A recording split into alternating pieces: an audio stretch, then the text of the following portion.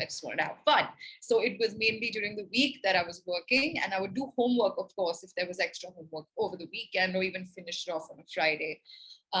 So my favorite parts of class were honestly the content of the class and my professors. My not so favorite part was actually saying goodbye to my professors and my classmates, and just not being able to hang out with them enough, because also I did a degree that was online. So the online part of this is a little, it was alien to us then. And now it's so strange that post COVID, this is the new norm. So I almost feel like, wow, did I kind of like move into the future earlier, like by doing that? So this is why it's incredibly flexible. And if any of you have done e-courses these days or done anything online, you'll know how easy it is. And that's pretty much what Full Sail was doing back then. So I can't even imagine how seamless it must be right now for students. Then moving forward, 1 second.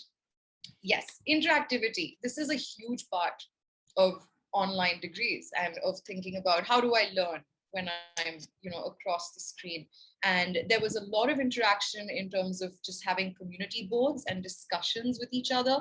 Students were asked to ask questions and do things, and there was never one moment when someone was told that, hey, you don't know that, how do you not know that?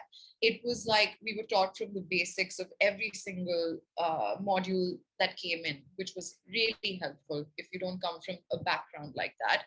The networking was also part of the grade. So you actually did have to respond to your classmates, react to their posts as well. Everyone did evaluations together, which I thought was so lovely because there was a group discussion element to it.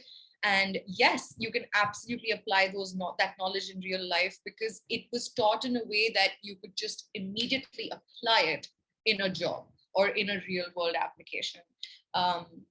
Then because it's online, I think the team and how responsive they are with your queries or with doubts is incredibly paramount. And they were so fast. Even though there was a time difference, there was no feeling of a time difference. I never waited longer than, I think, 6 hours for someone to reply to me. And this is even in the dead of the night or something. So I don't know how they did that or what magicians were sitting on the other end. Like, I think there's an incredible 24/7, not 24/7 team, but it sure felt that way to me. So the hiccups faced sometimes for me as a student from India with just my own technical issues with the internet, or with some applications maybe not loading, but I'm sure those are just issues of the past. I don't think that's a hiccup that you can test before you start your class, and just make sure everything's in order and you have all your text elements good to go.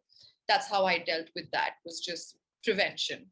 And then if you're thinking as a student now, like if I want to apply, what do I need to do?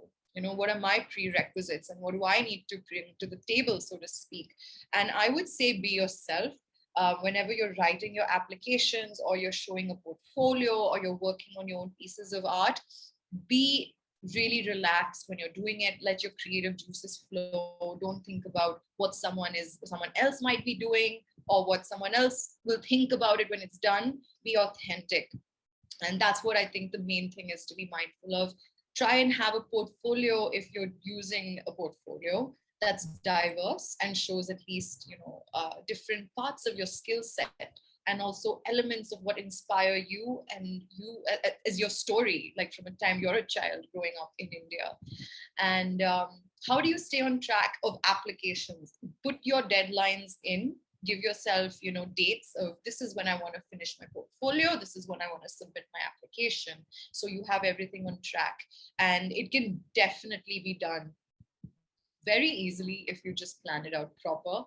Another thing that can make this a bit smoother for you is if you keep in touch with the team at Full Sail and get all the data you need about the programs, so you have more clarity and you feel more and more confident about applying, and it's just less anxiety all around.